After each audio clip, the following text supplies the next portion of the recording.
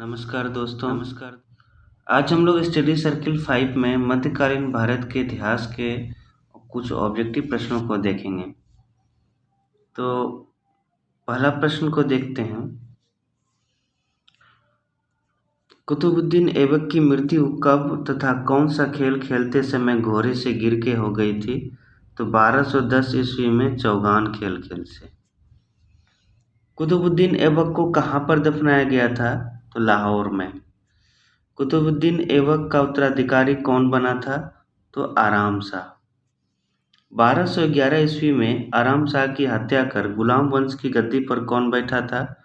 तो इल्तुतमिश। इल्तुतमिश किस दामाद वो गुलाम था, मतलब किसका दामाद वो गुलाम था? कुतुबुद्दीन ऐबक का। इल्तुतमिश किस कबीले का था? तो इलबरी तुर्क का।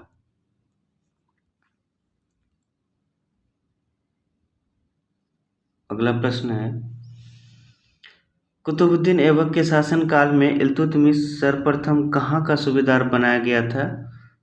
तो उसे ग्वालियर का। ग्वालियर कहाँ है? मध्य प्रदेश में। कुतुबुद्दीन ऐबक की मृत्यु के समय इल्तुतमिश कहाँ का सूबेदार था? तो बदायूं का। इल्तुतमिश ने किस नाम से 40 तुर्की सरदारों का एक संगठन बनाया? तुर्कान-ए-चिहालगानी। इल्तुतमिश ने तुर्कान-ए-चिहालगानी या चालीसा का प्रमुख किसे बनाया था? तो बलबन को।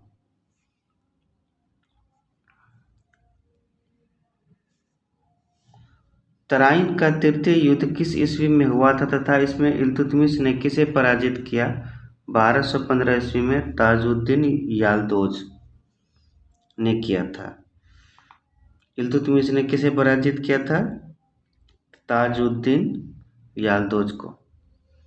किस ईस्वी में तथा कहाँ के खलीफा ने इल्तुतमिश के सुल्तान पद को वैधानिक स्वीकृति प्रदान की थी? 1229 ईस्वी में बगदाद में। कब तथा किस विजय के बाद इल्तुतमिश ने अपने सिक्कों पर शक्तिशाली सुल्तान साम्राज्य व धर्म का सूर्य, धर्मनिष्ठों के नायक के सहायक आदि गौरवपूर्ण उपाधियां अंकित करवाई? 1231 ईस्वी में ग्वालियर में। इल्तुतमिश ने अपने जीवन काल में ही किसे शासकीय क्षमता के आधार पर अपना उत्तराधिकारी चुना? तो रजिया को।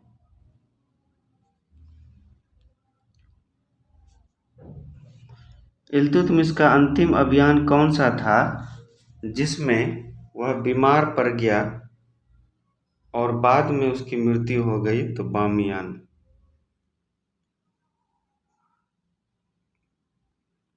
इल्तुतमिश की मृत्यु कब हुई थी? अप्रैल 1236 में। इल्तुतमिश का दरबारी विद्वान कौन सा था जिसने उसे महान, दयालु और विद्वान एवं वृद्धों के प्रति श्रद्धा रखने वाला सुल्तान बताया गया? मिन्हाज-ए-सिराज।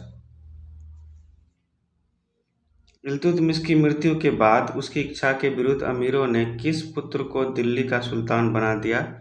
रुकनुद्दीन फिरोज।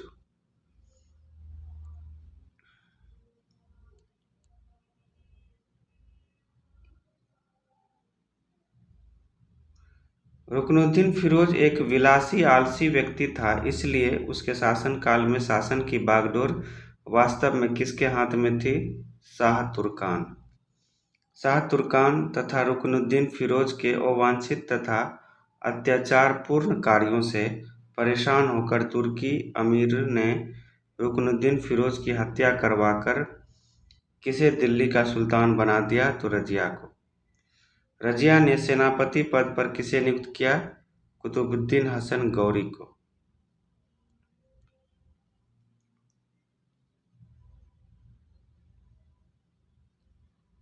गैर तुर्कों को सामंत बनाने से नाराज तुर्क अमीरों ने किसके नेतृत्व में रजिया का विरोध किया?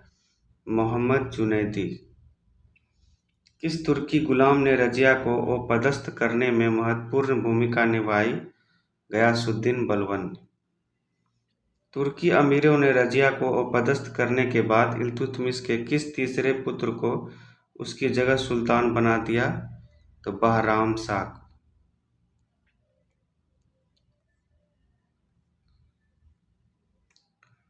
अगला क्वेश्चन है, मुइजुद्दीन बरहम शाह ने अपने द्वारा सृजित किए गए एक नए पद नाइब अर्थात नाइब ए मुमालिक पर सर्वप्रथम किसने नियुक्त किया? ये बहुत इम्पोर्टेंट क्वेश्चन है। नाइब ए मुमालिक पर सर्वप्रथम किसे नियुक्त किया गया? इख्तियारुद्दीन एतगिन। इख्तियारुद्दीन एतगिन। रजिया ने किसके साथ विवाह कर दोबारा सुल्तान बनने की कोशिश की परंतु वह उसके पति दोनों मार डाले गए?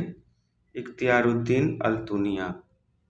इख्तियारुद्दीन अल्तुनिया। रजिया को हटाने में महत्वपूर्ण भूमिका अदा करने के लिए बहराम शाह ने बलबन को कहाँ का जागीरदार या इख्तियारदार बनाया? तो रेवाड़ी का। ये भी इम्पोर्टेंट क्वेश्चन है कि रजिया को हटाने में महत्वपूर्ण भूमिका अदा करने के लिए बहराम शाह ने बलबन को कहाँ का जागीरदार या इख्तियारदार बना दिया गया? रेवाड़ी का।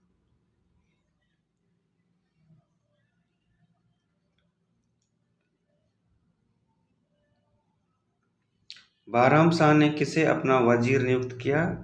तो मुहाजुबुद्दीन को। 1266 ईस्वी में नासिरुद्दीन महमूद की अकस्मात मृत्यु के बाद दिल्ली की गद्दी पर कौन बैठा? तो बलबन। बलबन का वास्तविक नाम क्या था? बहाउद्दीन। ये भी इम्पोर्टेंट क्वेश्चन है। बलबन प्रारंभ में किसका गुलाम था? तो इल्तुतमिश का गुलाम था। बलबन कब और किस नाम से दिल्ली की गद्दी पर बैठा? तो 1266 में गयासुद्दीन बलबन बैठा था। 1266 ईस्वी में। अपने विद्रोहियों का दमन कर अपनी शक्ति को समेकित कर बलबन ने कौन सी उपाधि धारण की? जिले इलाही।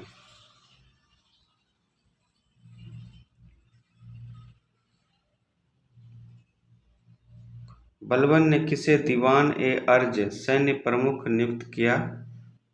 इमाद उल मुल्क। अपने विद्रोहियों के प्रति बलबन ने किस नीति का पालन किया? लौह व रक्त नीति। बलबन के दरबार में रहने वाला सर्वप्रथम प्रसिद्ध फारसी कवि कौन था? अमीर खुसरो। ये बहुत ही इंपॉर्टेंट क्वेश्चन है, बहुत बार पूछा गया है कि बलबन के दरबार में रहने वाला सर्वप्रथम प्रसिद्ध फारसी कवि? तो अमीर खुसरो। जलालुद्दीन फिरोज खिलजी ने किस वंश की स्थापना की? तो खिलजी वंश की स्थापना की थी।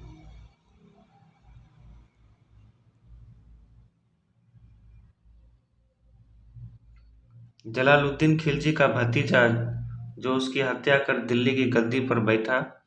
अलाउद्दीन खिलजी। जलालुद्दीन खिलजी का भतीजा कौन था? तो अलाउद्दीन खिलजी। अलाउद्दीन खिलजी ने अपना राज्याभिषेक कब और कहाँ करवाया था? तो 22 अक्टूबर 1296 लाल महल दिल्ली में। नोट: दिल्ली में स्थित लाल महल का निर्माण सुल्तान बलबन ने कराया था। ये भी इम्पोर्टेंट क्वेश्चन है कि दिल्ली में स्थित लाल महल का निर्माण किसने करवाया था? तो सुल्तान बलबन ने। अलाउद्दीन खिलजी ने अपनी राजधानी कहाँ बनाई थी? सीरी, जो दिल्ली में कुतुब मीनार परिसर में स्थित है। अलाउद्दीन ने कहाँ बनाई राजधानी अपनी? सीरी, जो दिल्ली में कुतुब मीनार परिसर में स्थित है।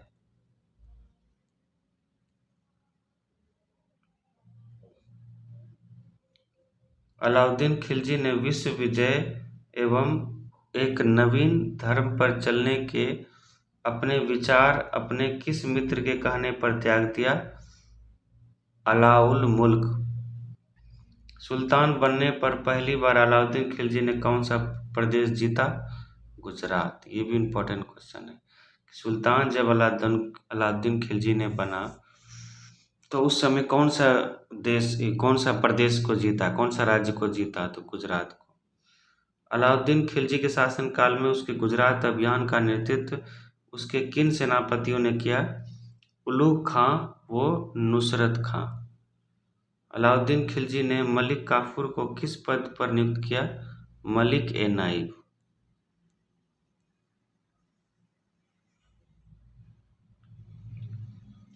अलाउद्दीन खिलजी के समकालीन रणथंभौर का शासक कौन था जिसने अलाउद्दीन खिलजी के खिलाफ विद्रोह करने वाले मंगोल नेताओं को शरण दी थी? हम्मीरदेव। रणथंभौर विजय के बाद अलाउद्दीन खिलजी ने किसे वहां का प्रभारी बनाया? तो उलुग खां को।